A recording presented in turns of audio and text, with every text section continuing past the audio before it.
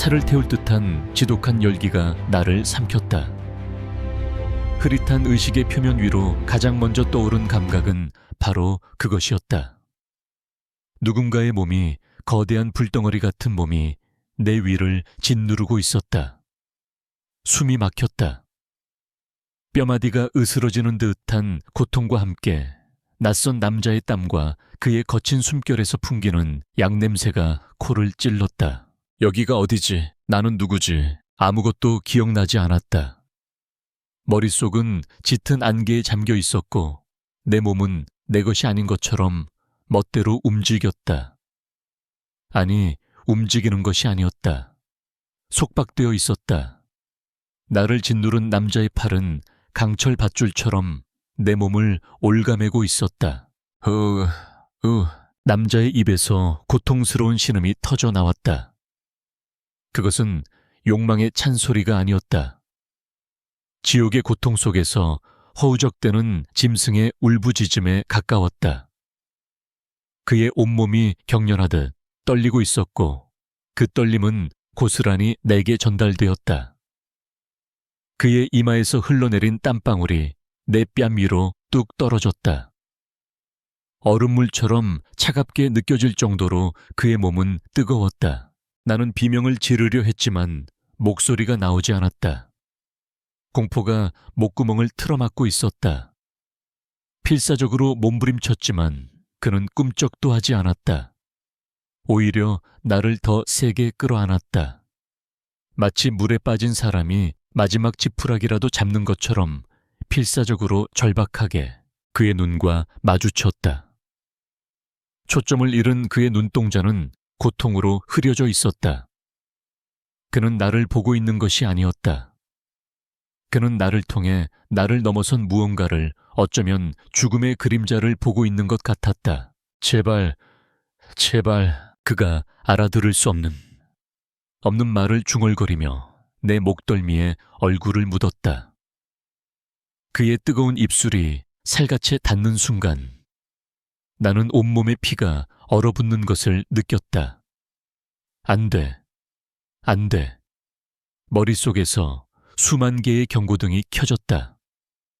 내 몸의 모든 세포가 위험을 감지하고 비명을 질렀다. 과거의 끔찍한 기억이 파편처럼 스쳐 지나갔다. 차가운 손길, 비릿한 웃음소리, 그리고 무력하게 무너져 내리던 나. 그 기억은 내 몸에 각인된 주홍글씨였다. 그 이후로 나는 그 누구의 손길도 허락하지 않았다. 스치기만 해도 공황 발작을 일으키며 상대를 밀어내는 것이 나의 유일한 방어기제였다. 그런데 지금 나는 낯선 남자의 품에서 꼼짝도 못하고 있었다. 남자의 몸이 내 몸을 파고들었다. 그것은 폭력적이었지만 동시에 처절했다. 그는 나를 탐하는 것이 아니었다. 그는 내 안에서 무언가를, 생명을, 구원을 찾고 있는 것 같았다. 그의 움직임 하나하나에 생존에 대한 갈망이 묻어 있었다. 나는 눈을 감았다. 저항을 포기했다.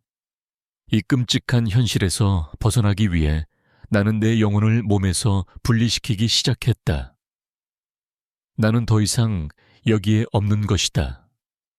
나는 그저 텅 빈 껍데기일 뿐이다. 이 몸이 겪는 고통과 수치심은 더 이상 나의 것이 아니다. 시간이 얼마나 흘렀을까? 지옥 같던 순간 속에서 나는 기이한 변화를 감지했다. 나를 태울 듯이 뜨거웠던 그의 천이 아주 미세하게, 아주 조금씩 내려가고 있었다. 그의 거친 숨소리가 조금씩 잦아들었고 내 몸을 올감했던 팔의 힘도 서서히 풀리고 있었다. 그는 마치 약효가 퍼지기 시작한 환자처럼 점차 안정을 되찾고 있었다. 약효, 그 단어가 머릿속을 스치는 순간 나는 소름이 끼쳤다. 설마 내가 그의 약인 걸까? 이 터무니없는 생각이 떠오르자 공포는 극에 달했다. 나는 물건이었다. 약이었다. 인간 해열제. 그의 고통을 덜어주기 위해 사용되는 도구. 이보다 더 끔찍한 자기 인식은 없었다. 마침내 그의 모든 움직임이 멎었다. 그는 내 위로 완전히 몸을 늘어뜨렸다. 그리고 얼마 지나지 않아 깊고 고른 숨소리가 들려왔다. 그는 잠이 든 것이다. 열병을 앓고 난 아이처럼 무방비하고 평온한 얼굴로 그가 잠들자 나를 짓누르던 압박감도 사라졌다. 나는 조심스럽게 그의 팔 밑에서 내 몸을 빼냈다. 비단으로 만들어진 시트는 땀으로 축축하고 엉망으로 구겨져 있었다. 나는 침대 가장자리에 위태롭게 걸터앉아 내 옆에 잠든 남자를 처음으로 제대로 쳐다보았다. 고통과 열기에 일그러져 있던 그의 얼굴은 평온을 되찾자 놀라울 정도로 아름다웠다. 날카로운 턱선 높은 콧대, 짙은 속눈썹.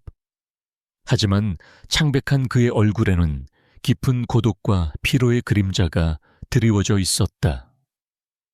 세상의 모든 고통을 혼자 짊어진 사람처럼 그의 얼굴을 보는 순간 내 마음속에서 이해할 수 없는 감정이 피어올랐다.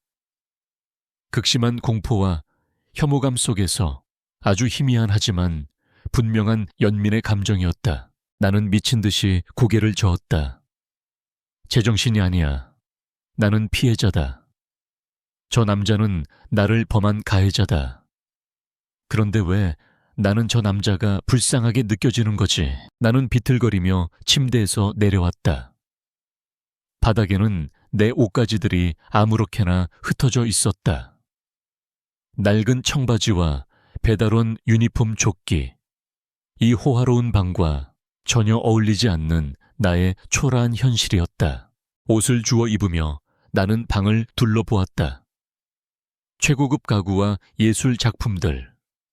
거대한 창문 밖으로는 서울의 야경이 보석처럼 펼쳐져 있었다. 이곳은 내가 평생 상상도 해보지 못한 다른 세상이었다. 도망쳐야 했다. 이 모든 것이 악몽이라고, 기억 상실이라고, 아무것도 아니었던 일이라고 스스로를 세뇌해야 했다. 나는 숨을 죽이고 문고리를 잡았다. 제발 제발 이 악몽에서 깨어나게 해달라고 빌었다. 문고리를 돌리려던 바로 그 순간 등 뒤에서 나지막한 목소리가 들려왔다. 거기 있어줘. 잠꼬대 같은 그의 목소리. 하지만 그 안에는 어린아이 같은 애원이 담겨 있었다. 가지마. 그의 잠꼬대는 쇠사슬처럼 내 발목을 붙잡았다. 가지 말라고 당신이 누군지도 모르는 내게 당신의 고통을 위한 도구로 사용된 내게 가지 말라고 애원하는 건가? 기가 막혀서 헛웃음이 나왔다. 나는 문고리를 잡은 채 얼어붙었다. 이 지옥 같은 상황을 이해하려 애썼다. 어떻게 어쩌다가 내가 이곳에 오게 된 걸까? 기억의 안개를 헤집고 또 헤집었다. 그래, 모든 것은 그 문자 메시지 한 통에서 시작되었다. 지독하게 달콤한 독약 같았던 그 제안. 닷새 전 나의 하루는 언제나 똑같이 시작되었다. 새벽 4시 알람 소리가 울리기도 전에 눈을 떴다. 곰팡내가 희미하게 나는 반지하 단칸방에 차가운 공기가 폐부를 찔렀다.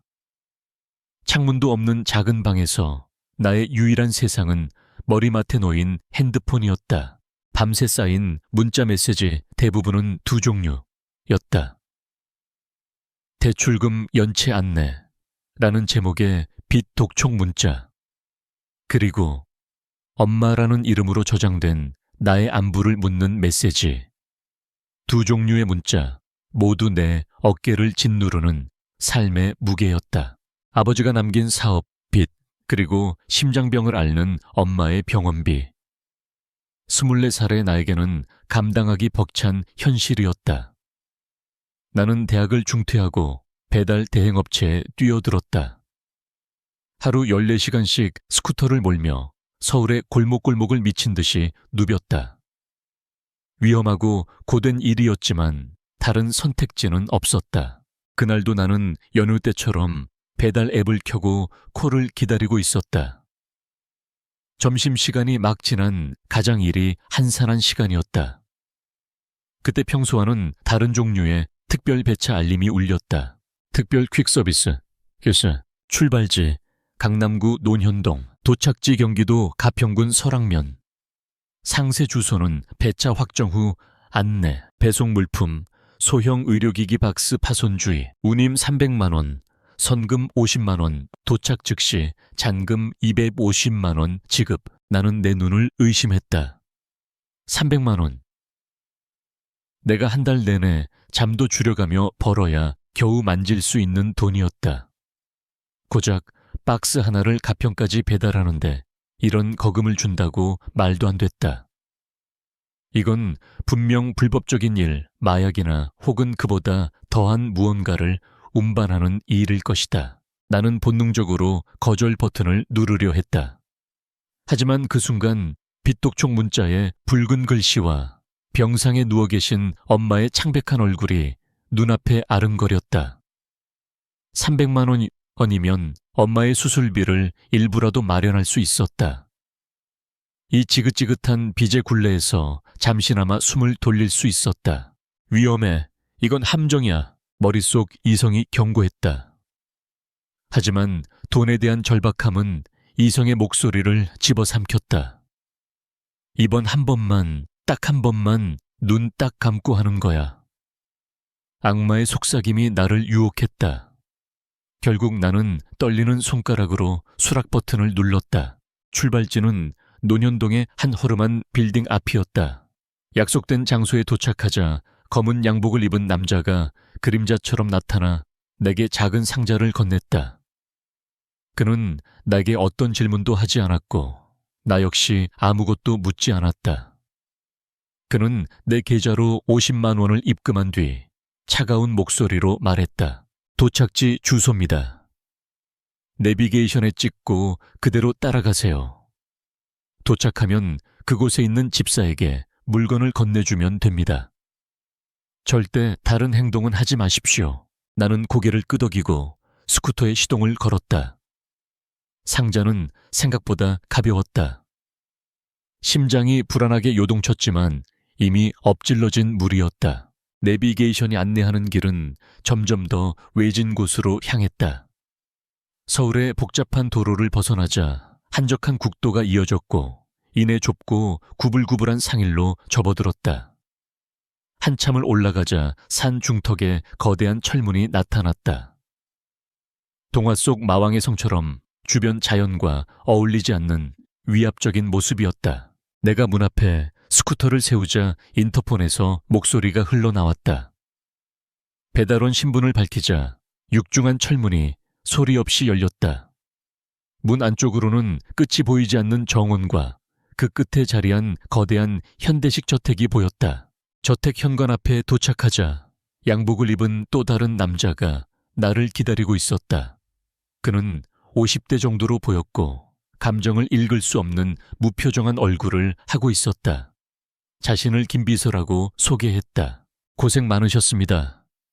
물건은 이쪽으로. 나는 상자를 건넸다. 그가 상자를 받아들고는 나를 향해 말했다. 잠시 안으로 들어오시죠. 본인 확인과 비밀유지 서약서에 서명을 하셔야 장음이 지급됩니다. 워낙 중요한 물건이라서요. 그의 말은 정중했지만 거절할 수 없는 명령처럼 들렸다. 나는 마지못해 그를 따라 저택 안으로 들어섰다. 대리석 바닥과 높은 천장 값비싼 예술 작품들. 모든 것이 나를 압도했다. 그는 나를 작은 응접실로 안내했다. 그리고 시원한 물 한 병을 건넸다. 잠시만 기다리시면 서류를 가져오겠습니다. 산길을 달려오느라 목이 말랐던 나는 별 의심 없이 물병을 따서 반쯤 마셨다. 바로 그 순간부터였다. 머리가 핑 돌기 시작하고 눈앞이 흐려졌다. 몸에 힘이 빠져나갔다.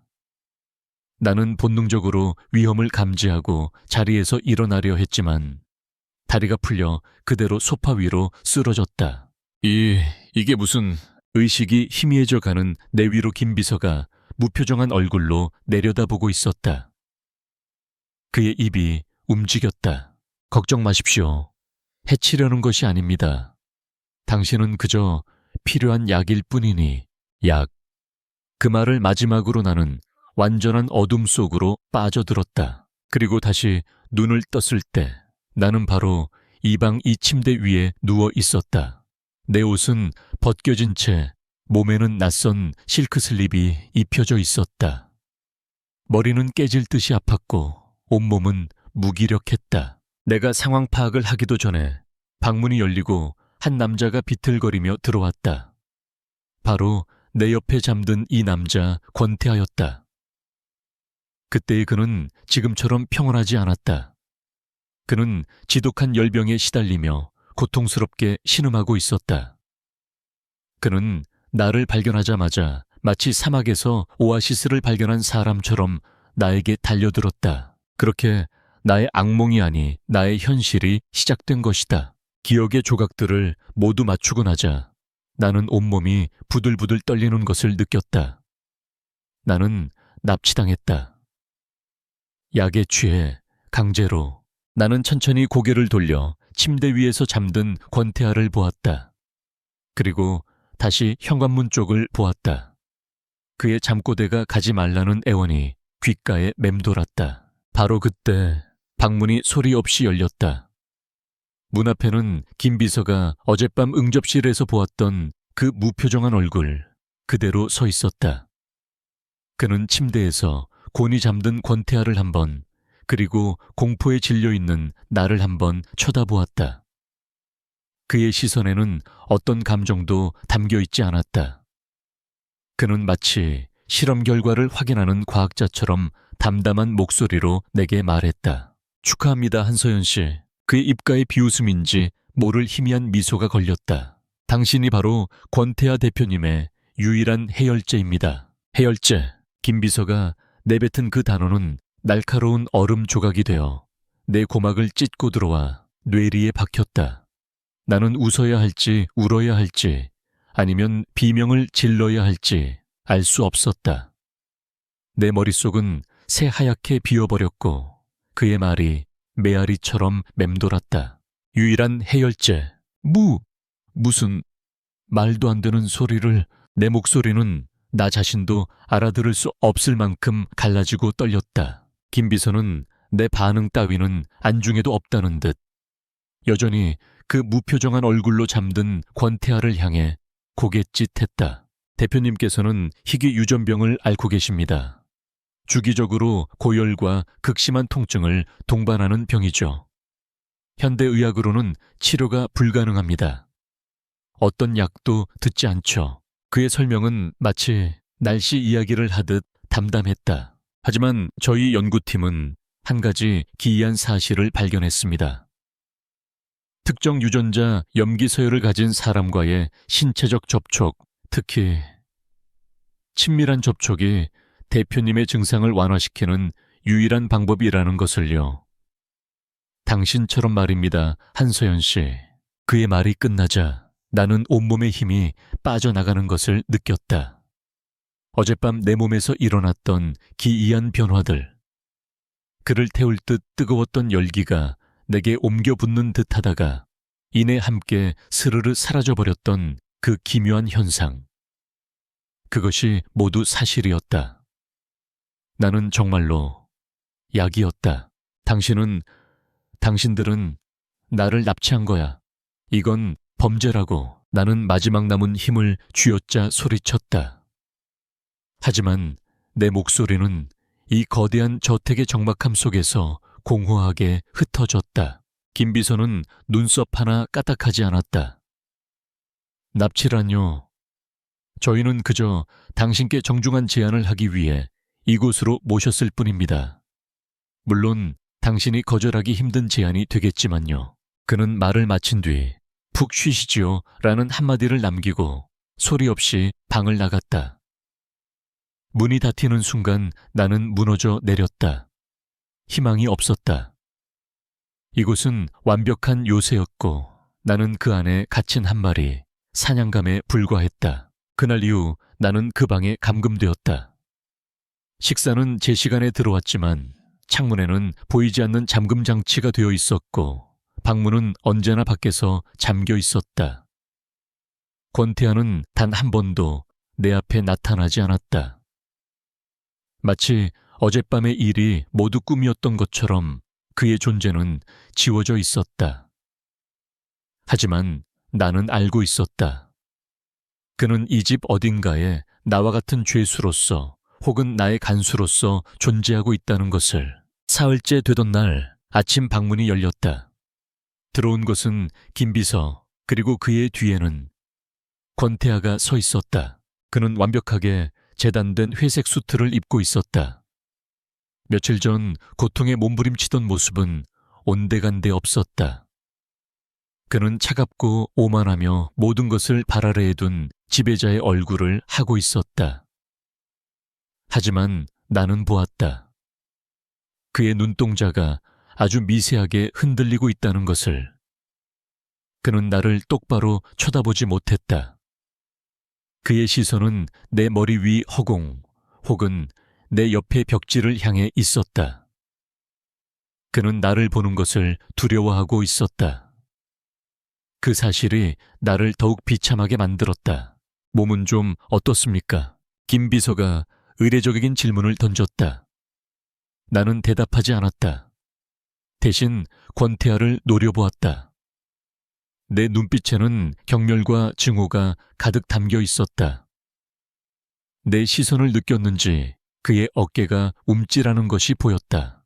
김 비서는 내 침묵을 무시하고 가죽 서류 가방에서 두툼한 서류철 하나를 꺼내 테이블 위에 올려놓았다. 본론으로 들어가지요. 그는 서류철을 열어 내 앞으로 밀었다.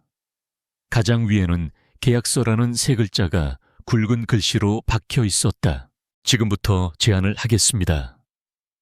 한서연 씨는 이 집에 머물며 권태하 대표님의 개인 간병인이 되어주시면 됩니다. 간병의 내용은 지난밤에 겪으셨던 그대로입니다. 대표님의 증상이 나타날 때마다 당신은 그의 곁에서 열을 내려주시면 됩니다. 그 외의 시간에는 무엇을 하든 자유입니다.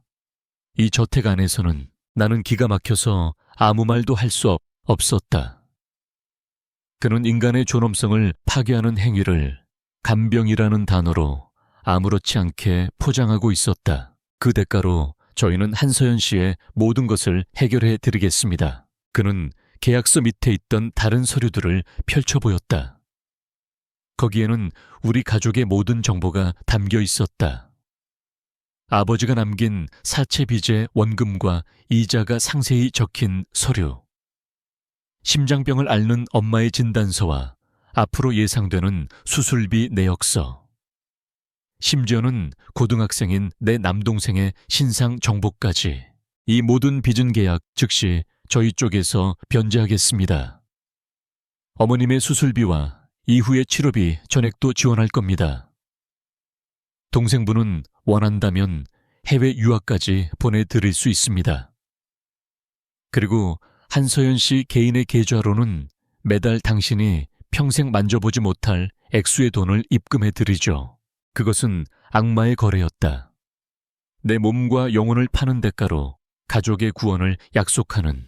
나는 서류들 위로 시선을 떨어뜨렸다. 서류 틈에 끼워진 작은 사진 한 장이 눈에 들어왔다. 병원 침대에 누워 희미하게 웃고 있는 엄마의 사진이었다. 그 미소를 보는 순간 내 마음속에서 무언가가 무너져 내렸다. 저항하겠다는 의지인간으로서의 마지막 존엄성을 지키겠다는 다짐 같은 것들이 산산조각 났다. 내게 선택의 여지가 있었던가? 처음부터 없었다. 나는 떨리는 손으로 펜을 집어들었다. 권태하는 그 순간 고개를 돌려 창밖을 보는 척했다. 자신의 죄를, 자신의 비겁함을 참아 마주볼 용기가 없는 것이다.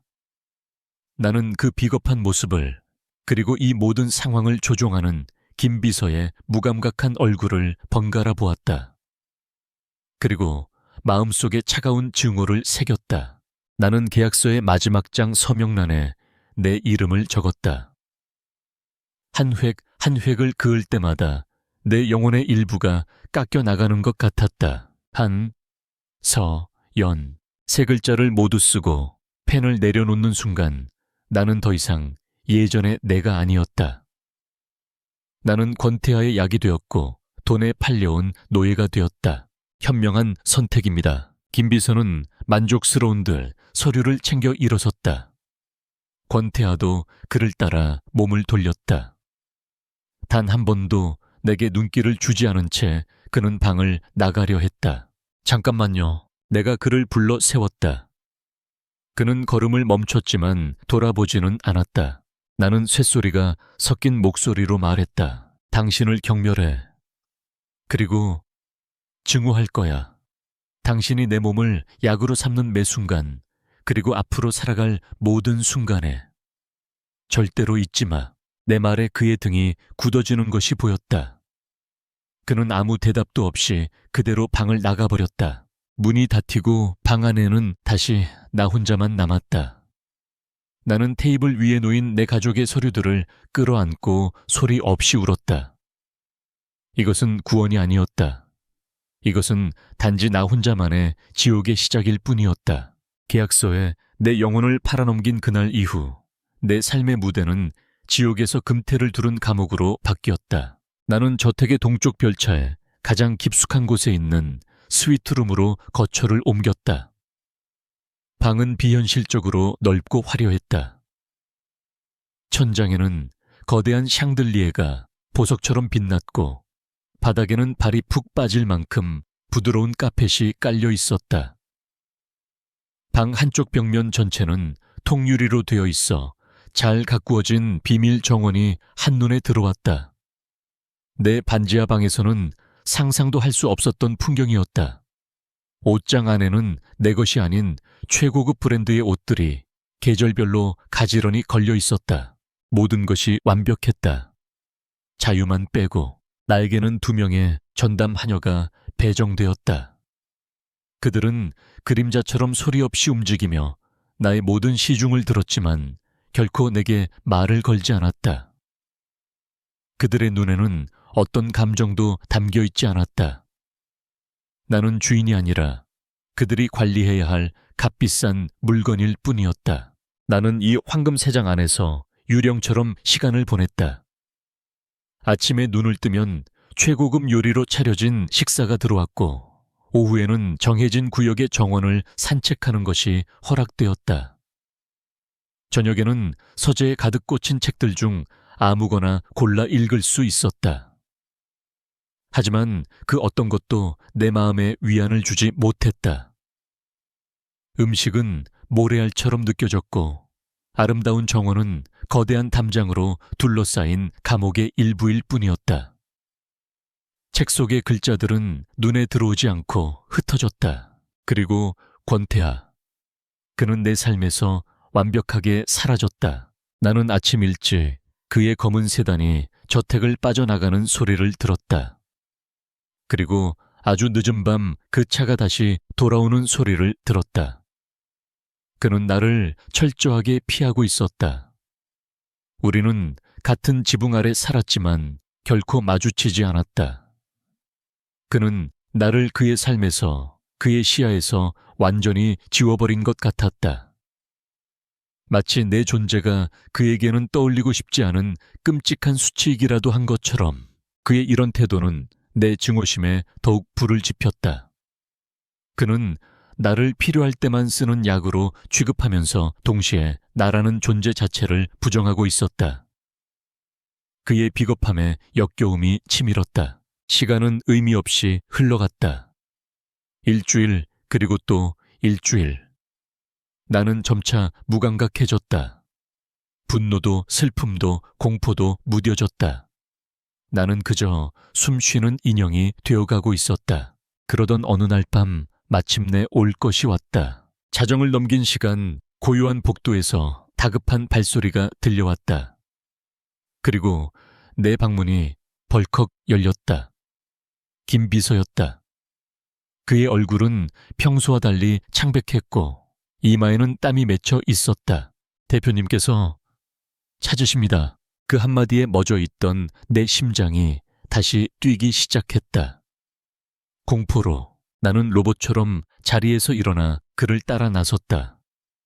그의 안내를 받아 도착한 곳은 저택의 서쪽 끝에 있는 그의 침실이었다.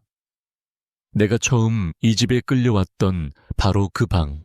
방 안의 공기는 그날 밤처럼 뜨겁고 무거웠다. 침대 위에서 권태하는 이불을 움켜쥔 채 고통스럽게 몸부림치고 있었다. 지독한 열기가 그의 온몸을 삼키고 있었다. 그는 의식이 없는 듯 알아들을 수 없는 신음을 내뱉고 있었다. 나는 문 앞에 못 박힌 듯 서 있었다.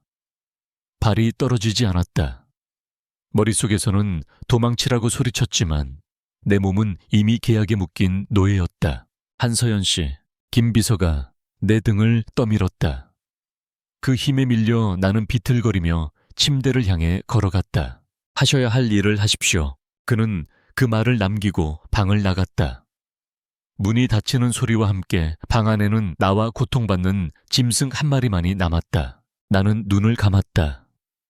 다시 한번 내 영혼을 몸에서 분리시켰다. 나는 이제부터 약이다. 감정도 생각도 없는 약. 천천히, 아주 천천히 나는 침대 위로 올라가 그의 옆에 누웠다. 내 몸이 닿자 그는 본능적으로 나를 끌어당겼다. 그의 뜨거운 몸이 쇠사슬처럼 나를 감았다.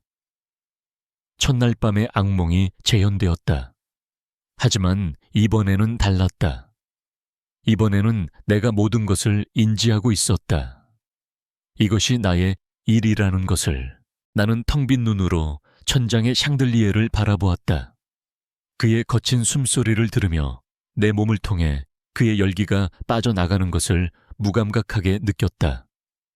나는 그의 고통을 흡수하는 스펀지였다.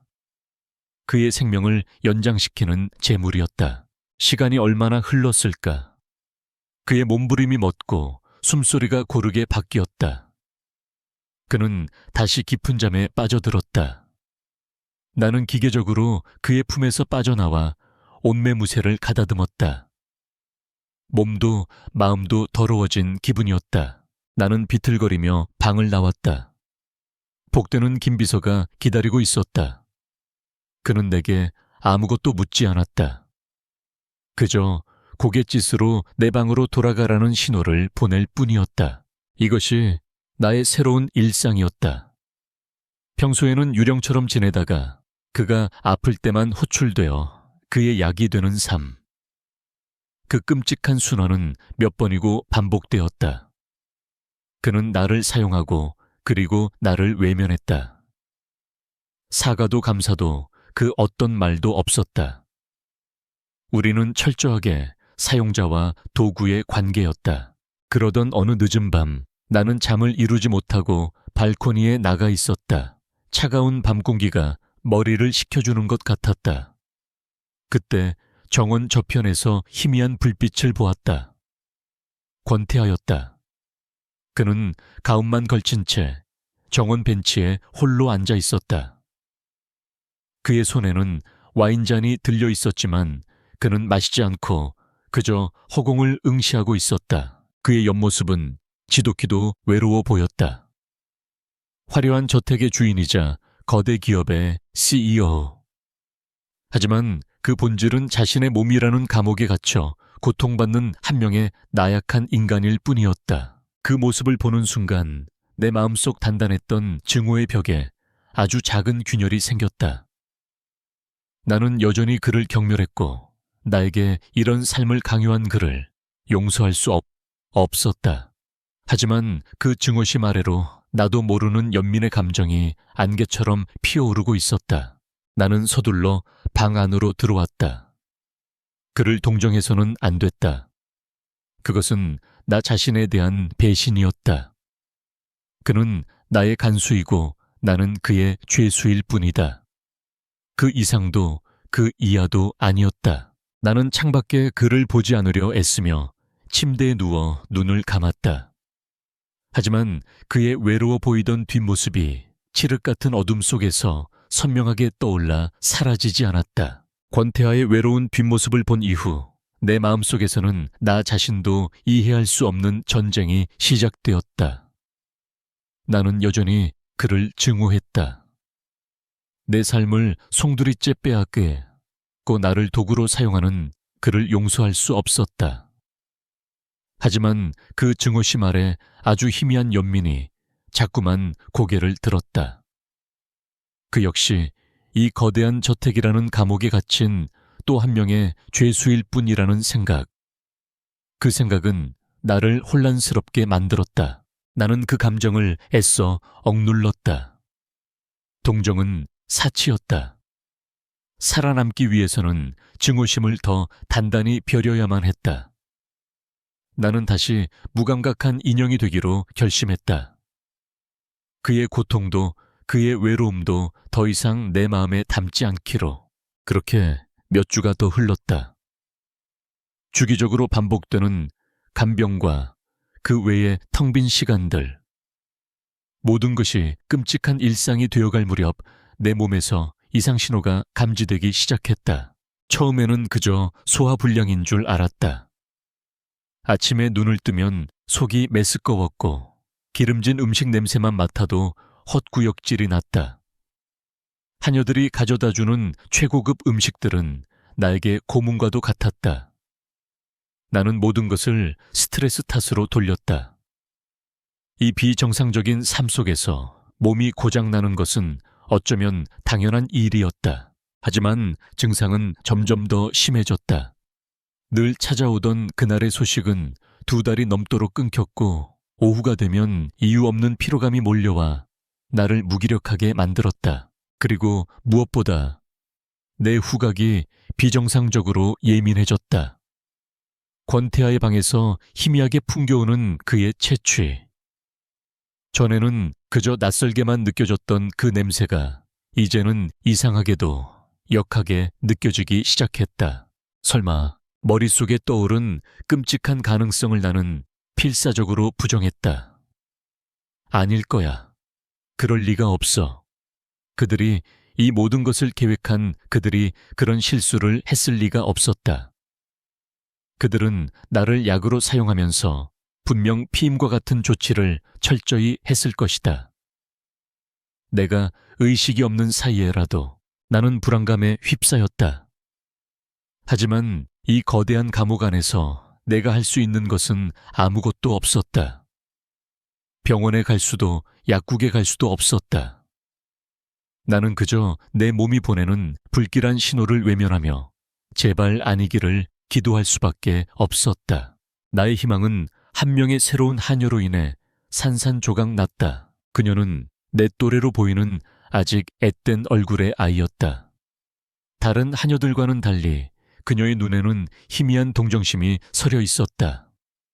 어느 날 오후 그녀는 내게 따뜻한 차를 가져다 주며 아무도 듣지 못할 작은 목소리로 속삭였다. 많이 힘드시죠? 그 한마디에 나는 무너져 내릴 뻔했다. 나는 고개를 저으며 괜찮다고 말했지만 그녀는 이미 알고 있다는 듯한 표정이었다. 나는 마지막 지푸라기라도 잡는 심정으로 그녀에게 위험한 부탁을 했다. 부탁이 있어요. 임신 테스트기 하나만 구해줄 수 있을까요? 그녀는 사색이 되었지만 결국 작게 고개를 끄덕였다. 이틀 뒤 그녀는 세탁물 바구니 깊숙한 곳에 작은 상자 하나를 숨겨 내게 건넸다. 나는 손을 부들부들 떨며 그것을 받아들고 화장실 문을 잠갔다. 심장이 미친 듯이 뛰었다. 제발, 제발 아니어라.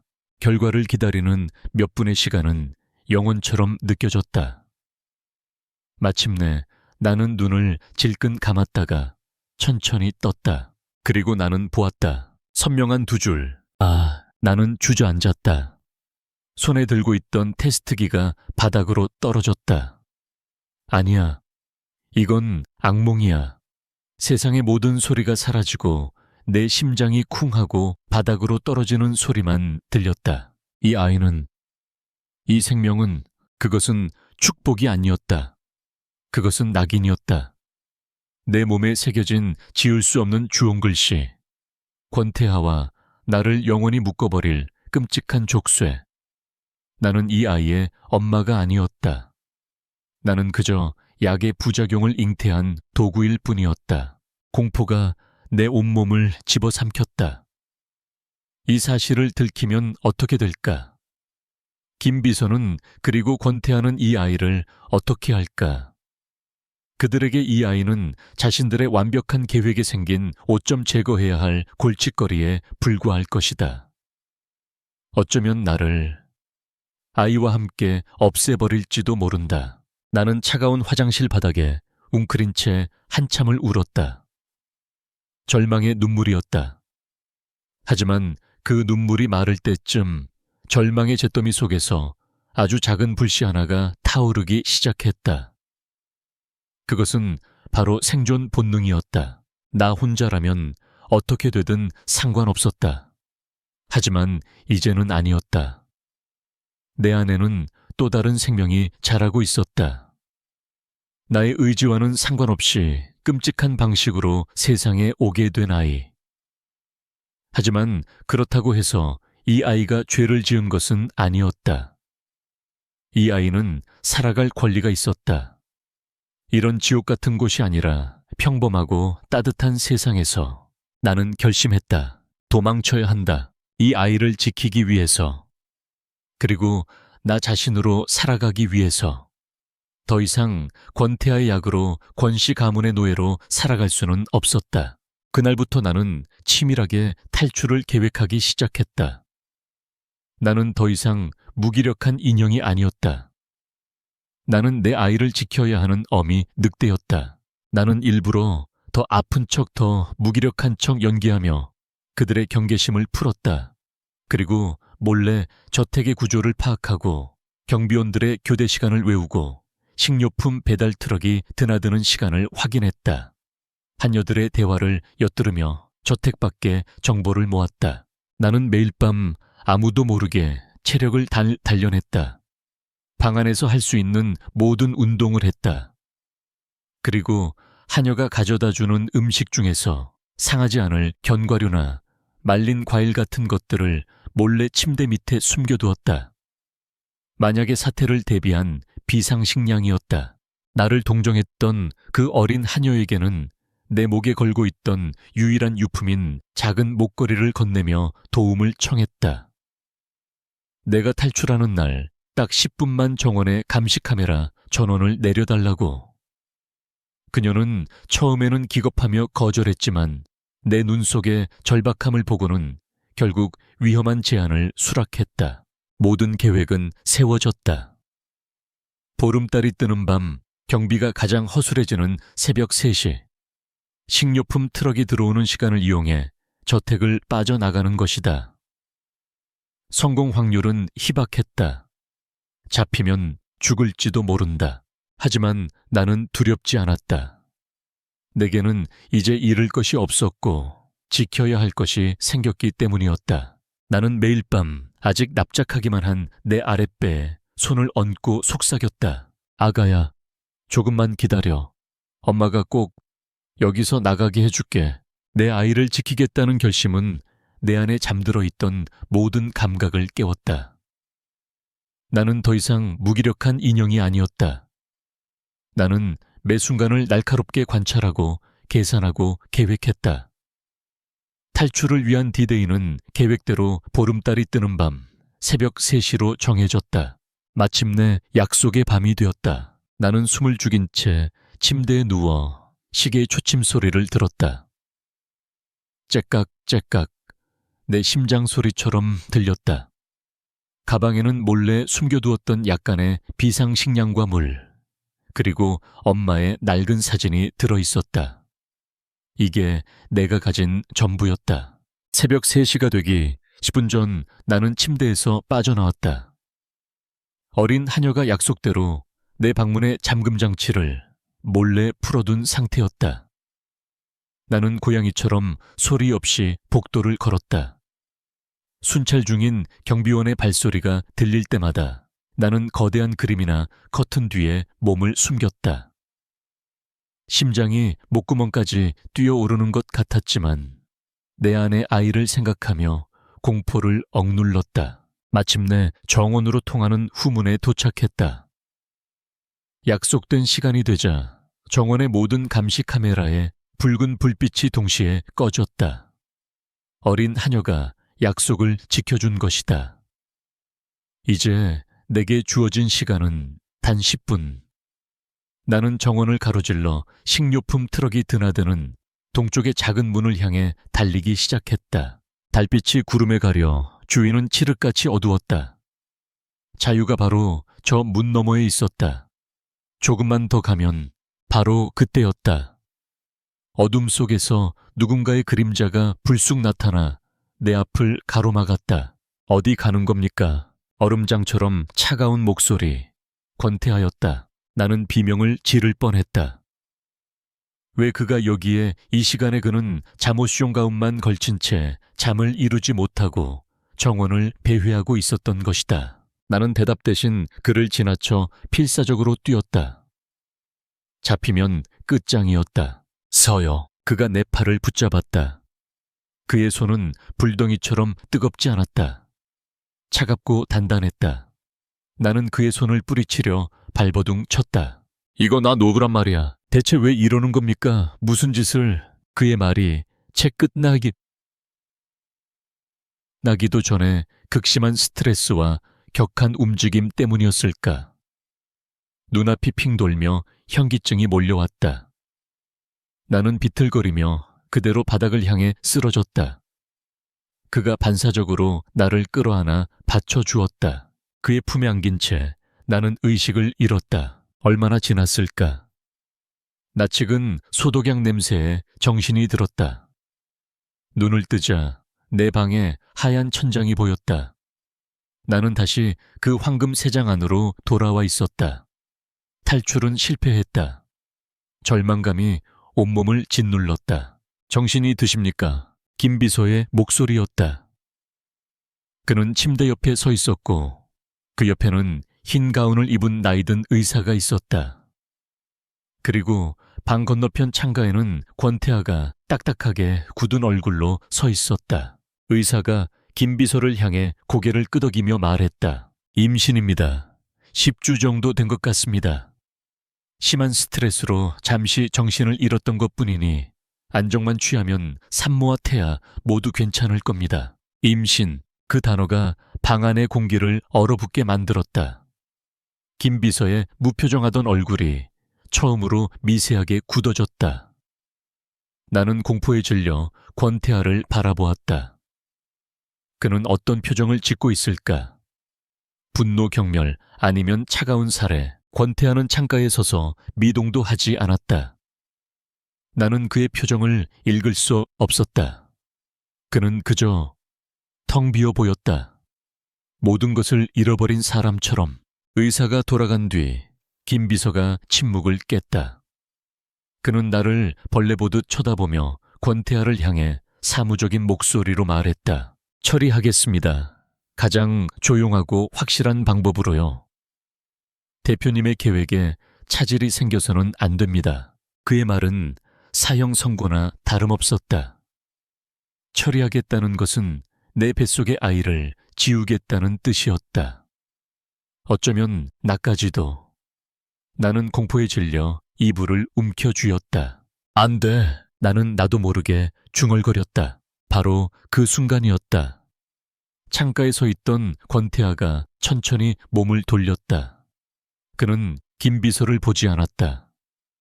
그는 나를, 정확히는 나의 배를 뚫어지게 쳐다보고 있었다. 그의 눈동자가 지진이라도 난 것처럼 격렬하게 흔들리고 있었다. 충격, 불신, 혼란. 그리고 그 모든 감정의 밑바닥에서 아주 작은 하지만 분명한 무언가가 피어오르고 있었다. 그것은 경외감과도 같은 것이었다. 자신의 몸 안에서 자신의 고통 속에서 새로운 생명이 태어났다는 사실에 대한 원초적인 충격. 그는 처음으로 나를 약이나 도구가 아닌 자신의 아이를 잉태한 한 명의 여자로 보고 있었다. 김비서가 다시 한번 입을 열었다. 대표님, 시간이 없습니다. 당장 병원을 나가. 권태아가 말했다. 그의 목소리는 낮고 갈라져 있었다. 내 김 비서가 되물었다. 나가라고 했어. 권태아가 마침내 고개를 들어 김 비서를 노려보았다. 그의 눈에는 이전에는 볼 수 없었던 서늘하고 위압적인 분노가 서려 있었다. 그것은 자신을 평생 조종해온 사람을 향한 주인의 명령이었다. 김 비서는 잠시 당황한 듯했지만 이내 말없이 고개를 숙이고 방을 나갔다. 방 안에는 다시 정적이 흘렀다. 이제 나와 권태아 단둘만 남았다. 그는 천천히 내게 다가왔다.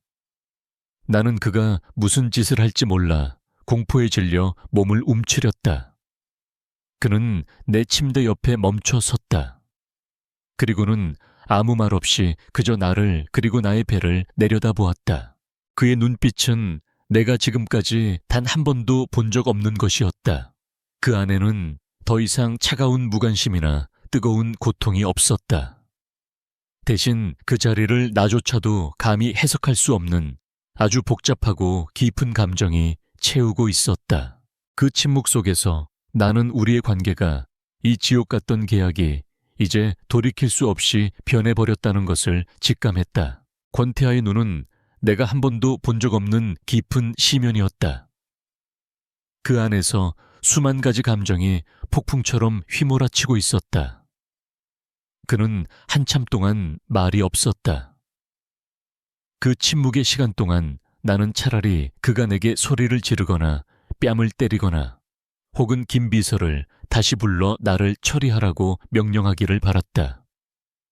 예측 가능한 분노가 예측 불가능한 이 침묵보다 덜 무서울 것 같았다. 마침내 그가 입을 열었다. 그의 목소리는 모래가 섞인 것처럼 거칠었다. 정말 내 아이가 맞나? 그 질문에 나는 실성한 사람처럼 웃음이 터져 나왔다. 헛웃음이었다. 그럼 누구 아이일까요? 나는 그를 똑바로 노려보며 내뱉는 단어 하나하나에 독을 담아 말했다. 이 지옥 같은 곳에서 당신 말고 다른 남자를 만날 기회라도 있었나? 내 말은 비수가 되어 그의 심장에 박혔을 것이다. 그의 얼굴이 하얗게 질렸다. 그는 더 이상 아무 말도 하지 못하고 도망치듯 방을 나가버렸다. 나는 그가 사라진 문을 보며 처음으로 그에게 이겼다는 생각을 했다. 하지만 그 승리감 뒤에는 더 큰 공허함과 불안감이 파도처럼 밀려왔다. 나는 그가 나를 그리고 내 아이를 어떻게 할지 몰라 밤새 뜬 눈으로 지새웠다. 다음 날 아침 저택의 모든 것이 바뀌어 있었다. 나를 그림자처럼 감시하던 무표정한 하녀들은 모두 사라졌다. 대신 훨씬 더 나이가 많고 인상이 부드러운 하녀장이 나에게 배정되었다. 그녀는 내게 자신을 윤 집사라고 소개하며 앞으로 나의 모든 것을 책임질 것이라고 말했다. 나의 식사 메뉴도 완전히 바뀌었다. 최고급이지만 기름졌던 음식들 대신 임산부를 위한 건강식으로만 구성된 식단이 제공되었다. 내 방 테이블 위에는 어느새 임신과 육아에 관련된 서적들이 수북이 쌓여 있었다. 권 씨 가문의 모든 시스템이 일사불란하게 움직이고 있었다. 이전에는 권태아의 약을 관리하기 위해 움직였다면 이제는 권 씨 가문의 후계자를 보호하기 위해 움직이는 것이다. 그들의 신속하고 철저한 변화에 나는 소름이 돋았다. 나는 그들이 주는 음식을 거부하고 그들이 가져다 준 책은 쳐다보지도 않았다. 이것은 나의 소극적인 반항이었다. 나는 그들의 친절을 받아들이는 순간 이 아이를 그들의 소유물로 인정하게 될 것 같았다. 이 아이는 내 아이다. 결코 그들의 것이 될 수 없었다. 권태아 역시 변했다. 그는 더 이상 나를 피하지 않았다. 아니, 피하지 않는 것을 넘어 내 주위를 맴돌기 시작했다. 그는 저녁 식사 시간에 나타나 거대한 식탁의 반대편 끝에 앉아 나와 함께 식사를 했다. 우리는 아무 말도 하지 않았지만 그 무거운 침묵은 수만 가지 말을 하는 것보다 더 나를 불편하게 만들었다. 어느 날 오후 내가 정원을 산책하고 있을 때 그가 다가왔다. 그는 내게 말을 거는 대신 그저 몇 걸음 떨어진 곳에서 말없이 나와 함께 걸었다. 그의 어색한 배려는 나를 미치게 만들었다. 차라리 이전처럼 나를 철저히 무시하는 편이 나았다. 나는 그의 의도를 알 수 없어 혼란스러웠고 그 혼란은 나를 더욱 경계하게 만들었다. 그는 나를 걱정하는 것이 아니다. 그는 오직 자신의 핏줄 이 거대한 저택과 막대한 부를 이어받을 후계자를 걱정하는 것뿐이다.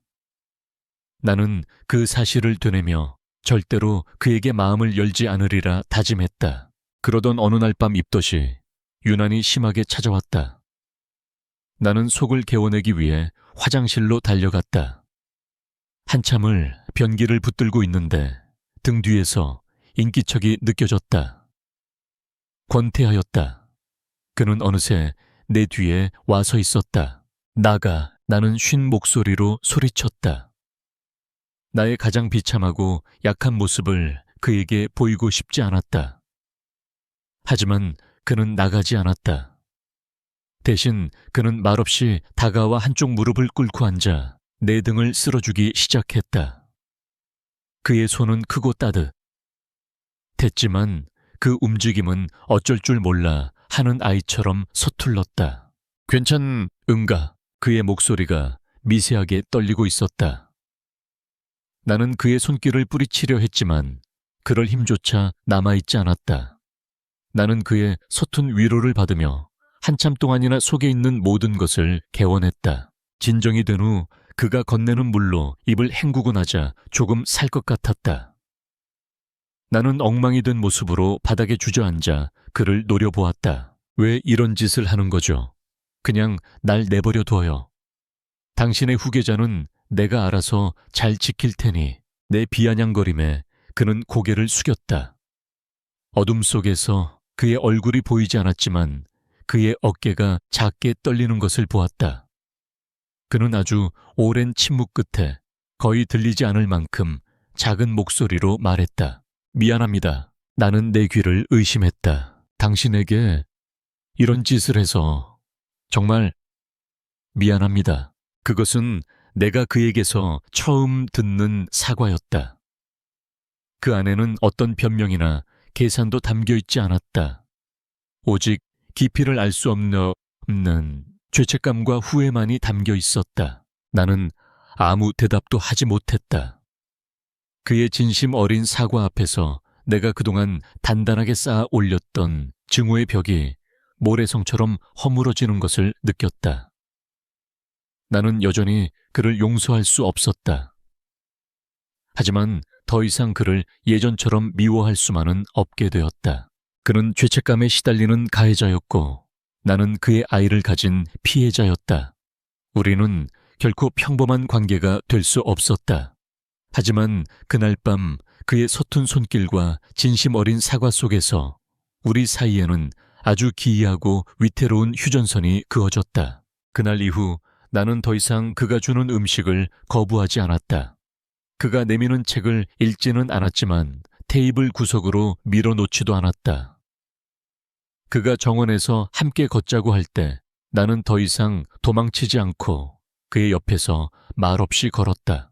우리의 관계는 여전히 살얼음판 같았다. 하지만 그 차가운 얼음장 밑으로 아주 희미하지만 분명한 온기가 흐르기 시작하고 있었다. 권태하의 서툰 사과와 어색한 친절은 우리 사이에 기묘한 평화를 가져왔다. 나는 여전히 그를 완전히 믿지 못했고 그는 여전히 내게 다가오는 방법을 몰라 서툴렀지만 우리는 더 이상 서로를 적으로 대하지 않았다. 그는 내게 뱃속 아이의 아빠였고 나는 그의 유일한 약이자 그의 아이를 가진 엄마였다. 우리는 이 거대한 저택 안에서 서로에게 유일한 동반자였다. 그의 병은 내가 곁에 있는 동안 눈에 띄게 안정되었다. 주기적으로 찾아오던 극심한 고열의 간격은 점점 더 길어졌고 증상의 강도도 약해졌다. 의사는 기적이라며 놀라워했지만 나는 알고 있었다. 이것은 단순한 유전적 상성 때문만은 아니라는 것을, 그가 심리적으로 안정되면서 그의 몸도 반응하고 있는 것이었다. 그는 가끔 내게 다가와 내 불러오는 배에 조심스럽게 귀를 대보곤 했다. 아무 소리도 안 들리는데 실망한 그의 목소리에 나는 나도 모르게 피식 웃음이 터져 나왔다. 아직 너무 일러서 그래요. 그러면 그는 아쉬운 듯 입맛을 다시며 물러섰다. 그런 사소한 순간들이 쌓여 얼음장 같던 내 마음을 아주 조금씩, 아주 천천히 녹이고 있었다. 나는 어쩌면 이 지옥 속에서도 작은 행복을 찾을 수 있을지도 모른다고 아주 잠시 그렇게 생각했다. 그 위태로운 평화는 이 저택의 진짜 주인이 돌아오면서 산산조각 났다. 어느 날 오후 저택의 모든 사용인들이 아침부터 분주하게 움직였다.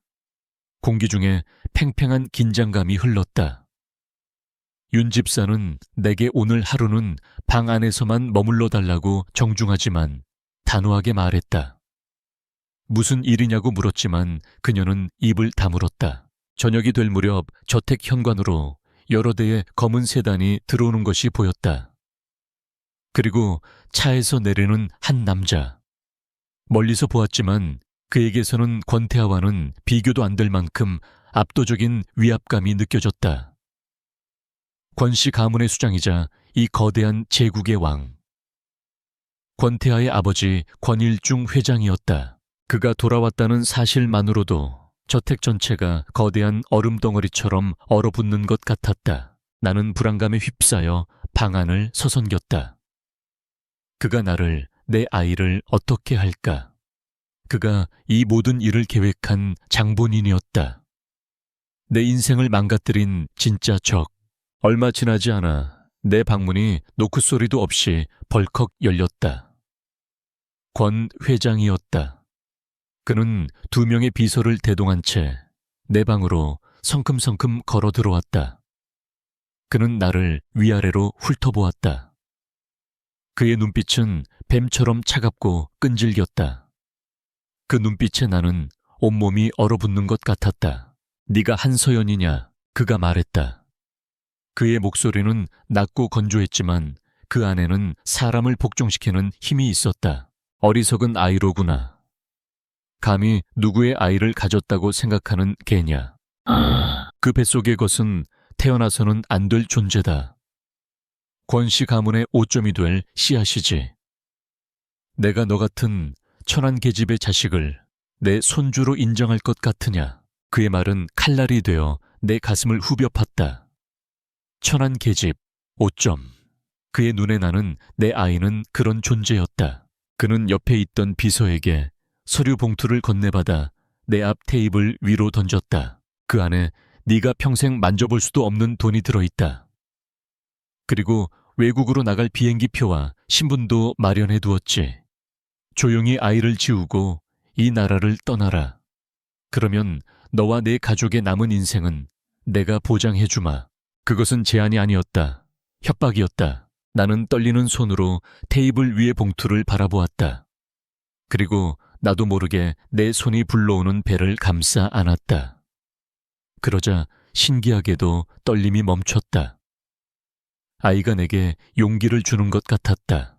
나는 고개를 들어 권 회장을 똑바로 쳐다보았다. 싫습니다. 내 목소리는 작았지만 단호했다. 이 아이는 회장님의 손주이기 이전에 제 아이입니다. 제 모든 것이라고요. 돈 때문에 제 아이를 포기할 수는 없습니다. 내 대답에 그의 얼굴이 분노로 일그러졌다. 네가 지금 제정신이 아니구나. 감히 내 앞에서. 그가 나를 향해 손을 치켜드는 순간이었다. 그만하시죠, 아버지. 방문 앞에서 권태하의 목소리가 들려왔다. 그는 어느새 와서 이 모든 상황을 지켜보고 있었다. 그의 얼굴은 차갑게 굳어 있었다. 네가 감히 애비에게 소리를 높이는 것이냐. 이 모든 게 저 계집애 때문이다. 당장 저 애를 끌어내. 권 회장이 소리쳤다. 하지만 권태하는 움직이지 않았다. 그는 천천히 방 안으로 걸어 들어와 내 앞을 가로막고 섰다. 그는 자신의 아버지로부터 나를 지키고 있었다. 이분 건드리지 마십시오. 뭐라고? 이분과 이 아이는 이제 제 사람입니다. 아버지를 포함한 그 누구도 함부로 대학에 두지 않겠습니다. 권태하의 반항에 권 회장은 이성을 잃었다. 네가 지금 내 병을 고쳐주는 저 약 하나 때문에 눈이 뒤집힌 것이냐? 너는 권씨 가문의 후계자야. 내 의무를 잊었어. 그 말에 권태하가 처음으로 소리내어 웃었다. 그 웃음은 너무나도 차갑고 절망적이어서 듣는 내 심장이 다 아려왔다. 후계자요. 제가 언제부터 아버지의 아들이고 가문의 후계자였습니까? 그가 돌아선 채 아버지를 노려보며 말했다. 그의 목소리는 한평생 억눌러 왔던 분노와 슬픔으로 떨리고 있었다. 저는 그저 권씨 가문의 비밀스러운 병기대를 잇기 위한 도구 아니었습니까? 제 병을 무기 삼아 평생 저를 통제하고 감시하고 제 삶을 송두리째 앗아갔지 않습니까? 저는 단 한순간도 제 자신으로 살아본 적이 없습니다. 그의 절규에 나는 숨을 삼켰다. 나는 그 순간 깨달았다. 그는 나의 가해자나 간수가 아니었다. 그는 나와 똑같이 이 거대한 감옥에 갇혀 살아온 또 한 명의 죄수였다. 평생을 아버지의 폭력과 통제 아래 신음해온 가여운 영혼이었다. 내 마음속에 남아있던 증오의 마지막 찌꺼기가 그 순간 눈 녹듯 사라졌다. 그리고 그 자리에 아주 뜨겁고 아픈 감정이 차오르기 시작했다. 권 회장은 아들의 반항에 충격을 받은 듯 아무 말도 하지 못했다. 그는 분노에 찬 눈으로 아들과 나를 번갈아 노려보더니 두고 보자. 네가 오늘 내린 선택을 평생 후회하게 만들어주마 라는 말을 남기고 방을 떠났다. 방 안에는 다시 우리 둘만 남았다. 권태하는 아버지가 사라진 문을 한참 동안 노려보고 있었다. 그의 넓은 등이 감당하기 벅찬 분노와 슬픔으로 가늘게 떨리고 있었다. 나는 망설였다. 하지만 이내 나는 천천히 그에게 다가갔다. 그리고 처음으로 나의 의지로 그의 떨리는 손 위로 내 손을 포겠다. 그가 놀란 듯 천천히 고개를 돌려 나를 바라보았다. 그의 눈에는 눈물이 가득 고여 있었다. 나는 아무 말도 하지 않았다. 그저 그의 손을 조금 더 힘주어 잡았다. 이제 우리는 함께였다. 우리는 더 이상 혼자가 아니었다. 내 손이 그의 손을 감싸준 순간 우리 사이의 모든 벽이 허물어졌다. 우리는 더 이상 가해자와 피해자 주인과 노예가 아니었다. 우리는 같은 적을 가진 서로의 유일한 아군이었다. 그의 눈에 고여있던 눈물이 뺨을 타고 흘러내렸다. 그는 평생을 단 한 번도 울어본 적이 없을 것 같은 남자였다. 나는 말없이 다른 쪽 손을 들어 그의 뺨을 타고 흐르는 눈물을 닦아주었다. 그는 결심한 듯 단호한 목소리로 말했다. 여기 있으면 위험합니다. 떠나야 해요. 이 저택은 더 이상 그의 성이 아니었다. 우리 둘 모두를 가두고 있는 거대한 감옥일 뿐이었다. 나는 망설임 없이 고개를 끄덕였다. 그가 어디로 가든 그와 함께라면 이 지옥보다는 나을 터였다. 그의 행동은 신속하고 은밀했다. 그는 아버지가 심어놓은 감시의 눈을 피할 수 있는 비밀 통로들을 모두 꿰고 있었다. 우리는 그날 밤 아무도 모르게 저택을 빠져나왔다. 그의 충직한 비서 한 명의 도움을 받아 우리는 미리 준비된 차를 타고 어둠 속으로 사라졌다. 차가 서울을 벗어나 동해안의 한적한 해안 도로를 달리는 동안 나는 창밖으로 스쳐 지나가는 풍경을 멍하니 바라보았다. 나는 1년 만에 처음으로 저택 밖의 공기를 마시고 있었다. 비릿한 바다 냄새가 섞인 자유의 공기를. 옆자리에 앉은 권태하의 옆모습은 굳어 있었지만 어딘지 모르게 편안해 보였다. 그 역시 난생 처음으로 아버지의 굴레에서 벗어난 것이다. 우리가 도착한 곳은 해변가의 절벽 위에 자리한 작고 하얀 집이었다. 저택의 화려함과는 비교할 수 없었지만 통나무와 흰색 페인트로 마감된 내부는 따뜻하고 아늑했다. 벽난로가 있었고 창문으로는 끝없이 펼쳐진 겨울바다가 한눈에 들어왔다. 이곳은 권씨 가문의 재력이 아닌 권태하라는 한 개인의 취향이 담겨있는 공간이었다. 여기는 아무도 모르는 곳입니다. 아버지조차도 그가 말했다. 이곳은 그의 유일한 안식처였다. 그리고 이제 우리의 안식처가 되었다. 그날 이후 우리는 세상과 단절된 채 둘만의 시간을 보냈다. 김비서도 하녀들도 그 누구의 방해도 없었다. 우리는 오롯이 서로에게만 의지해야 했다. 우리의 동거는 어색했지만 따뜻했다. 그는 난생 처음으로 직접 요리를 하겠다며 주방을 엉망으로 만들었고 나는 그의 서툰 모습에 웃음을 터뜨렸다.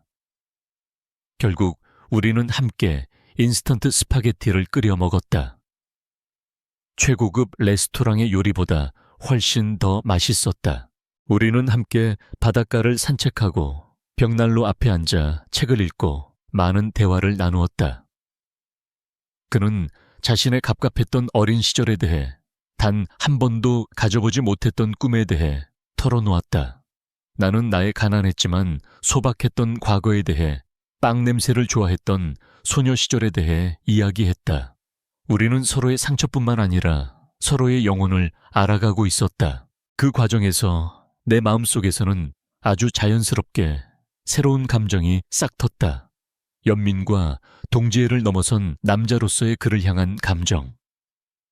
그의 서툰 친절이, 그의 외로운 눈빛이 나를 지키기 위해 아버지와 맞서던 그의 용기가 내 심장을 자꾸만 두근거리게 만들었다. 그러던 어느 밤 그의 병이 다시 찾아왔다. 그는 갑작스러운 고열과 통증에 신음하며 쓰러졌다. 하지만 이번에는 모든 것이 달랐다. 나는 더 이상 두렵지 않았다. 나는 비명을 지르거나 도망치는 대신 그의 곁으로 다가갔다. 나는 물에 적신 수건으로 그의 이마를 닦아주고 떨리는 그의 손을 꽉 잡아주었다. 괜찮아요. 내가 옆에 있어요. 나는 그를 안심시키며 속삭였다. 그는 고통 속에서도 나를 알아보고 내 손을 필사적으로 맞잡았다. 그는 본능적으로 나를 끌어당겨 품에 안았다. 그의 뜨거운 몸이 내게 닿았지만 나는 피하지 않았다. 나는 그의 약이 아니라 그의 간병인이자 그의 유일한 사람이었다. 나는 그의 등을 부드럽게 쓸어주며 그의 고통을 나누어 가졌다. 얼마나 지났을까? 그의 열이 서서히 내리기 시작했다. 그의 거친 숨소리가 잦아들고 그는 의식을 되찾았다. 예전 같았으면 그는 열이 내리는 즉시 죄책감에 사로잡혀 나를 밀어냈을 것이다. 하지만 그는 그러지 않았다. 그는 나를 놓아주지 않았다. 그는 땀으로 젖은 얼굴로 아주 깊고 뜨거운 눈으로 나를 바라보았다. 그의 눈 안에는 감사와 미안함과 그리고 숨길 수 없는 사랑이 담겨 있었다. 서연 씨, 그가 처음으로 내 이름을 다정하게 불렀다. 그의 부름에 내 모든 경계심이 무너져 내렸다. 나는 천천히 고개를 숙여 그의 마른 입술에 나의 입술을 포겠다. 우리의 입맞춤은 길고 깊었다. 그것은 더 이상 치료 행위가 아니었다. 그것은 두 사람이 서로의 마음을 확인하는 완전한 교감이었다. 그날 밤 우리는 처음으로 온전한 하나가 되었다. 그의 손길은 한없이 조심스럽고 부드러웠다. 그는 내게 상처를 줄까봐, 나를 놀라게 할까봐 망설였다. 나는 그의 망설임을 나의 자발적인 입맞춤과 부드러운 손길로 안심시켰다.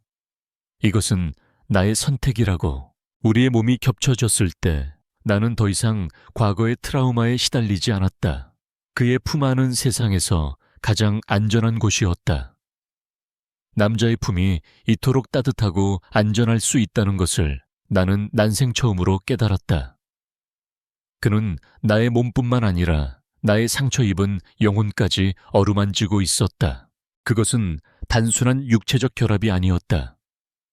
그것은 치유의 의식이었다. 나는 그의 안에서 나의 존엄성을 되찾았고 그는 나의 안에서 한 남자로서의 자신감을 되찾았다. 우리는 서로의 가장 깊은 상처를 서로의 사랑으로 꿰매주고 있었다. 모든 것이 끝나고 우리는 말없이 서로를 껴안았다. 창밖으로는 고요한 밤바다 위로 별들이 쏟아지고 있었다. 아버지의 위협도 세상의 편견도 그 무엇도 이 순간의 우리를 방해할 수 없었다. 나는 한때 나를 지옥으로 밀어넣었던 남자의 품에서 난생 처음으로 완벽한 평온함을 느끼고 있었다. 증오는 사랑으로 변했고 절망은 희망으로 바뀌어 있었다. 우리는 서로의 독이자 서로의 유일한 해독제였다. 그로부터 1년 후 하얀 집의 거실 통창 너머로 부서지는 파도 소리가 자장가처럼 들려왔다. 나는 흔들의자에 앉아 품에 안긴 작은 생명체를 내려다보았다. 내 아이, 그리고 권태아의 아이. 우리의 아이는 내 품에 안겨 세상에서 가장 평화로운 얼굴로 잠들어 있었다. 지난 1년은 전쟁과도 같은 시간이었다. 우리가 안식처로 도망친 후 권 회장의 분노는 하늘을 찔렀다. 그는 자신의 모든 권력과 재력을 동원해 우리를 찾아내고 아들을 다시 굴복시키려 했다. 하지만 그는 아들이 변했다는 사실을 몰랐다. 더 이상 아버지의 그늘 아래 숨죽이고 있던 나약한 아들이 아니었다. 권태아는 사랑하는 사람과 자신의 아이를 지켜야 하는 한 명의 남자이자 아버지가 되었다. 그는 정면으로 맞섰다. 그는 이 사회를 소집해 아버지의 독단적인 경영 방식과 비리를 폭로했고 자신에게 우호적인 주주들을 규합해 자신의 자리를 굳건히 지켜냈다. 그것은 추하고 진흙탕 같은 싸움이었지만 그는 물러서지 않았다. 마침내 권 회장은 자신의 시대가 끝났음을 인정하고 경영 일선에서 물러났다. 그는 아들에게 완벽하게 패배했다. 우리는 그 전쟁이 끝난 후에야 이 하얀 집으로 다시 돌아올 수 있었다. 이제 이곳은 더 이상 도피처가 아닌 우리의 보금자리였다. 그리고 몇 달 뒤 나는 건강한 사내아이를 낳았다. 아이의 이름은 온유라고 지었다. 세상의 모든 따뜻하고 부드러운 것들을 닮으라는 의미였다. 우리 아들 좋은 꿈 꾸나 보네. 어느새 다가온 권태아가 잠든 아이의 뺨에 조심스럽게 입을 맞추며 속삭였다. 그는 이제 완벽하게 한 기업의 수장으로 자리 잡았지만 내 앞에서는 여전히 서툴고 다정한 남자였다. 특히 아이 앞에서는 어쩔 줄 몰라 하는 초보 아빠일 뿐이었다. 그는 내 옆바닥에 조용히 앉아 잠든 아이의 작은 손가락을 자신의 큰 손가락으로 가만히 매만졌다. 그 모습을 바라보는 내 마음속으로 지난 시간들이 파노라마처럼 스쳐 지나갔다. 우리의 시작은 끔찍했다. 나는 그의 약이었고 그는 나의 주인이었다. 우리는 서로를 증오하고 경멸했다. 나는 매일 밤 그에게서 도망치는 꿈을 꾸었고 그는 매일 아침 나를 마주할 용기가 없어 도망쳤다. 나는 뱃속의 아이를 내 삶을 올가매는 족쇄라고 생각했다. 이 아이는 내 수치의 증거이자 끔찍한 계약의 산물이라고. 하지만 모든 것이 틀렸다. 이 아이는 족쇄가 아니었다. 이 아이는 우리를 구원하기 위해 온 작은 천사였다. 아이는 내게 살아남아야 할 이유와 싸워야 할 용기를 주었다. 그리고 권태아에게는 아버지의 굴레를 끊고 한 명의 인간으로 바로 설 책임을 주었다. 우리는 아이를 통해 비로소 서로를 제대로 마주볼 수 있게 되었다. 나는 여전히 가끔 그날 밤의 악몽을 꾼다. 내 몸에 새겨진 상처의 기억은 아마 평생 사라지지 않을 것이다. 하지만 이제는 괜찮다. 잠에서 깨어 식은땀을 흘리고 있으면 내 옆에는 나를 꽉 껴안고 괜찮아 내가 있잖아 라고 속삭여주는 사람이 있다. 그의 품 안에서 나는 더 이상 상처 입은 피해자가 아닌 사랑받는 아내이자 한 아이의 엄마가 된다. 그의 병도 완치되지는 않았다. 하지만 그는 더 이상 혼자 고통받지 않는다. 그가 아플 때 나는 기꺼이 그의 약이 되어준다. 하지만 이제 그것은 의무나 희생이 아니다. 사랑하는 사람의 고통을 나누어주는 지극히 당연한 사랑의 행위일 뿐이다. 사람들은 우리의 이야기를 어떻게 생각할까? 납치와 감금 강제적인 관계 속에서 태어난 아이, 그리고 결국 사랑에 빠진 두 사람. 아마 세상 사람들은 이해할 수 없는 비정상적인 이야기라고 손가락질할지도 모른다. 하지만 행복에 단 하나의 정답이 있는 것은 아니었다. 우리의 사랑은 햇살 좋은 들판에서 낭만적으로 시작되지 않았다. 우리의 사랑은 폐허 속에서, 잿더미 속에서 피어난 꽃이었다. 부서지고 망가진 두 사람이 서로의 조각을 필사적으로 맞춰가며 만들어낸 기적이었다. 그렇기에 우리의 사랑은 더없이 견고하고 애틋하고 또 간절했다. 권태아가 아이에게서 시선을 떼어 나를 바라보았다. 그의 눈에는 내가 처음 보는 깊은 평화와 감사가 담겨 있었다. 고마워요. 그가 말했다. 나에게 와줘서, 그리고 우리에게 와줘서. 그의 말에 나는 세상의 모든 것을 얻은 것처럼 충만한 행복을 느꼈다. 나는 흔들 의자에서 일어나 그의 옆에 다가가 앉았다. 그리고 그의 어깨에 머리를 기댔다. 그는 그런 나를, 그리고 내 품에 안긴 아이를 자신의 커다란 팔로 모두 감싸 안았다. 창밖의 겨울 바다는 여전히 차갑게 빛나고 있었지만 세 사람이 함께 있는 이 작은 집 안은 그 어느 때보다 따뜻했다. 이것이 나의 해피엔딩이었다. 동화처럼 아름답지는 않지만 그 어떤 이야기보다 진실하고 단단한 나만의 해피엔딩.